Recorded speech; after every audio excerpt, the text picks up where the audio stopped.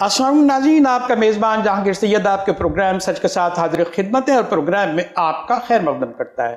नाज़रीन, हमारे प्रोग्राम का फॉर्मेट आप जानते हैं कि हम किसी भी इख्तिसासी शुबे का इंतखाब करते हैं और उसके स्पेशलिस्ट लोगों को, उसके वेल नोन लोगों को यहाँ बुलाते हैं और पब्लिक से ताल्लुक़ रखने वाले मसाइल पर बात करते हैं।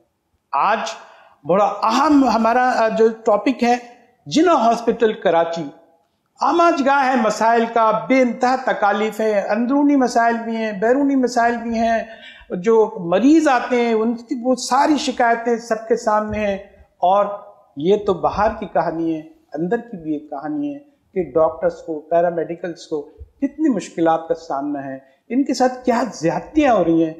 इस हवाले से हम बात करना चाहते हैं ताकि आप जान सकें कि जहाँ आप उम्मीद अपनी लेके जाते हैं, वो जिन मसाइल का आपको सामना होता है, तकालीफ होते हैं, उसमें सिर्फ आप ही शामिल नहीं हैं। इसके डॉक्टर्स, प्रोफेसर्स के साथ साथ मेडिकल का जो अमला है, पैरामेडिक्स का जो अमला है, वो भी मुतासिर होता है। पूरी कहानी आपके सामने रखते हैं, इसके मसाइल आपके सामने रखते हैं और हम सच के इस प्लेटफॉर्म से हम बात करना चाहेंगे कि इन मसाइल के पीछे मुहर्रिकात क्या हैं, इसकी वजूहात क्या हैं और इसका हल क्या है। डॉक्टर साहब, हम पर दोनों यहाँ आपका खैर मकदम करते हैं।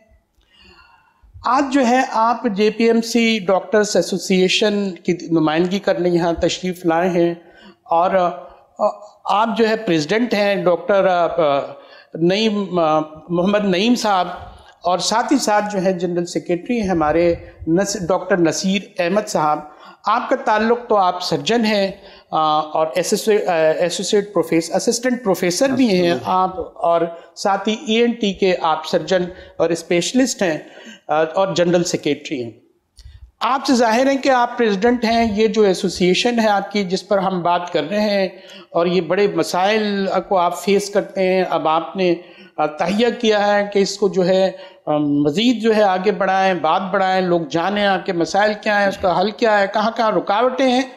इस पर आप ये इंट्रोडक्टरी नोट दें कि ये आपकी एसोसिएशन क्यों बनाई, क्या इससे पहले ये जद्दोजहद होती रही है, या और इसके मसाइल क्या हैं। फिर हम जो जनरल सेक्रेटरी साहब से, जनरल नसीर अहमद साहब, डॉक्टर नसीर अहमद साहब से भी पूछेंगे कि आपको कौन कौन से मसाइल दरपेश हैं।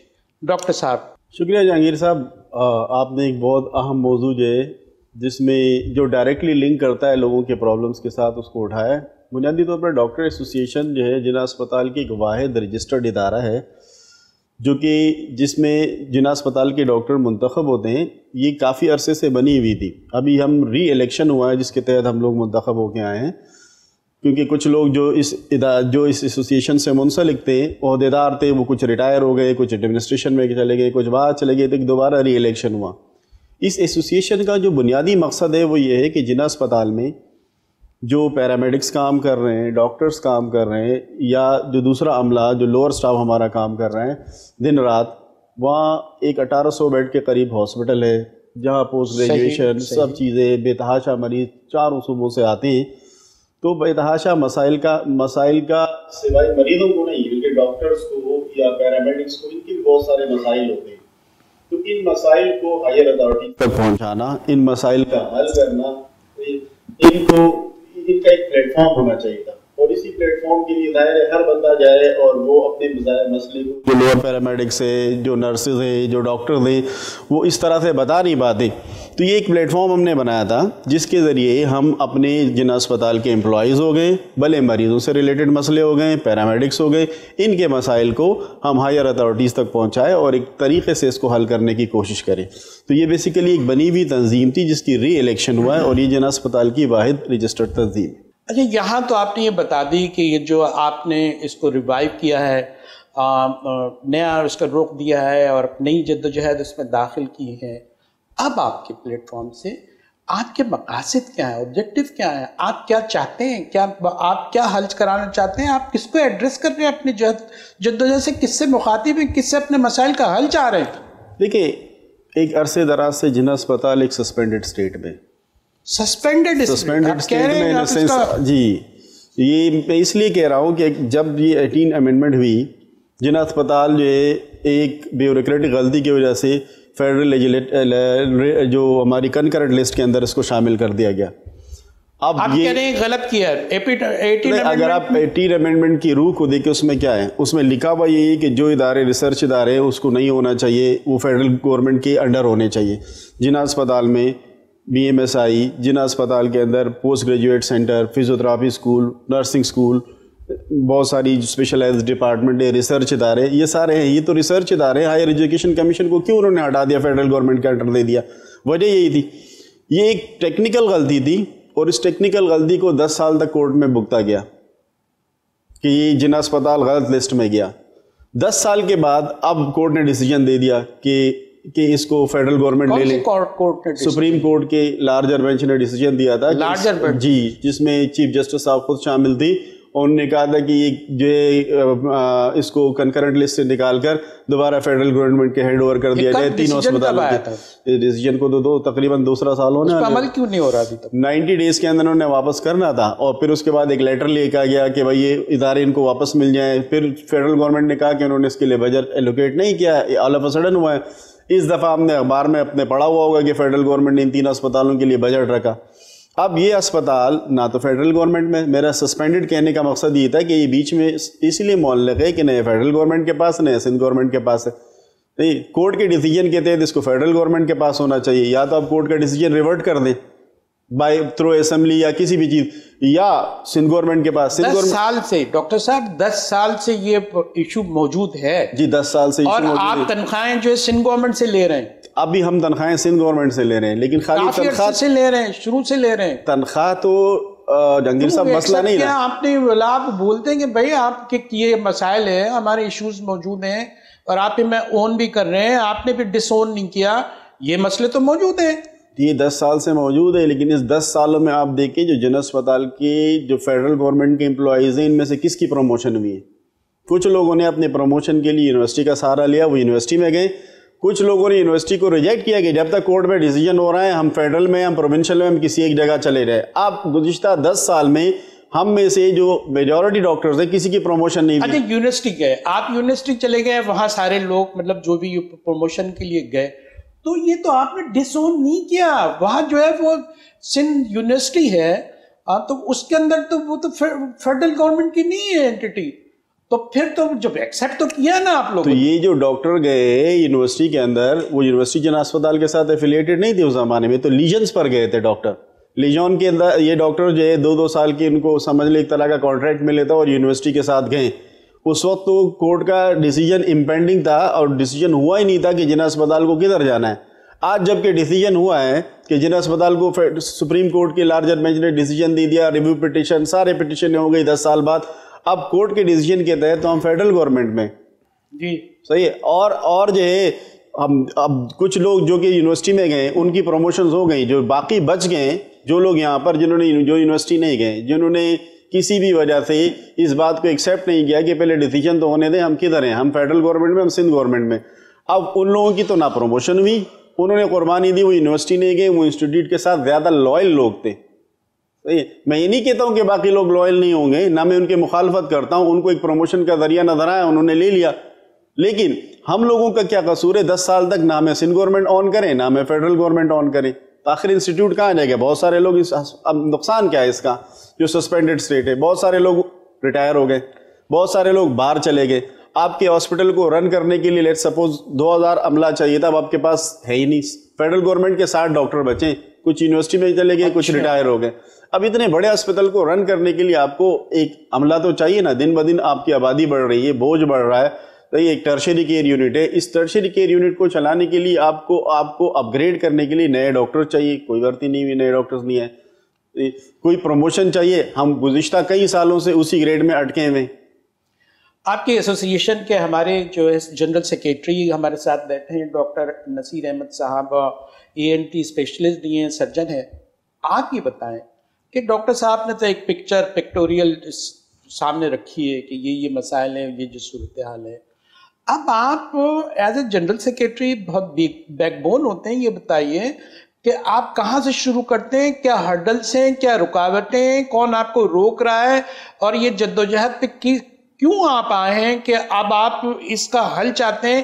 یہ تو کہتے ہیں کہ فیڈرل گورنمنٹ کی جو ہے کنکرنٹ لسٹ میں تھا ہی نہیں اور فیڈرل گورنمنٹ کی اینٹی تھی. یہ سارے جھگڑے تو بتا دیے گئے. اب آپ بتائیں کہ مسئلہ ہے کیا؟ بسم اللہ الرحمن الرحیم. Thank you very much Jahangir صاحب, آپ نے ہمیں انوائٹ کیا ہے. اصل میں یہ دس از اے ویری امپورٹنٹ ایشو. لوگوں کو اتنا بڑا ہاسپٹل ہے جناح پوسٹ گریجویٹ میڈیکل سینٹر, اب یہ ہاسپٹل پورے پاکستان کو سرو کرتا ہے. صحیح ہے. پبلک سیکٹر کا سب سے بڑا ہاسپٹل ہے. غریب نادار مریض یہاں پہ آتے ہیں, مستحق مریض آتے ہیں علاج کی غرض سے. اس کے ساتھ ساتھ آپ دیکھیں کہ جناح ہاسپٹل مریضوں کی علاج کے علاوہ یہاں پہ ایک ریسرچ اور ٹریننگ کا انسٹیٹیوٹ ہے. صحیح ہے. جہاں پروفیشنلی لوگوں کو ٹرین کیا جاتا ہے. صحیح ہے. ٹیکنیکل ٹریننگ انسٹیٹیوٹ ہے. اچھا, لوگوں کو اب ٹیکنیکل ٹریننگ اور پروفیشنل ٹریننگ میں فرق یہ ہے کہ پروفیشنلی جیسے لوگ FCPS کرتے ہیں, پوسٹ گریجویٹ ڈپلوماز کرتے ہیں, وہ سارا یہ ہاسپٹل کی بیس پہ ہو رہا ہے. اب آپ آ جائیں, ہمارے ہاں ڈفرینٹ قسم کے انسٹیٹیوٹ ہیں, جیسے school of college of physiotherapy ہے, BMSI ہے, یا کالج آف نرسنگ ہے. یہاں پہ بھی لوگ مختلف قسم کے ڈپلوماز کر رہے ہیں, MPhil PhDs ہو رہے ہیں, جو پورے پاکستان میں جتنے بھی میڈیکل کالج ہیں وہاں جا کے سرو کرتے ہیں. اب مسئلہ یہ ہے کہ لوگوں نے اس کو کنفیوز کر دیا ہے. جہاں تک سپریم کورٹ کا جو ورڈک آیا ہے 10 سال کے بعد, جو 2011 میں ڈیوالو انسٹیٹیوشن تھے, وہ سلسلہ چلتا رہا. تو جو ہے تو سندھ کورٹ سے بھی ہو کے گیا. جی high court, Sindh high court میں ہوا, پھر ریویو پٹیشن آئی, پھر یہ معاملہ سپریم کورٹ میں چلا گیا. سپریم کورٹ کے لارجر بینچ نے, جس کو ہیڈ کرے تھے اس وقت کے چیف جسٹس صاحب, انہوں نے ایک ڈیسیجن یہ دیا کہ جناح ہاسپٹل بیسیکلی ایک ریسرچ اور ٹریننگ انسٹیٹیوٹ ہے. یہ فیڈرل لیجسلیٹو لسٹ میں فال کرتا ہے. جب یہ فیڈرل لیجسلیٹو لسٹ میں فال کرتا ہے, کیونکہ ہمیشہ ریسرچ اینڈ ٹیکنیکل انسٹیٹیوٹ وفاقی ادارہ سمجھا جاتا ہے.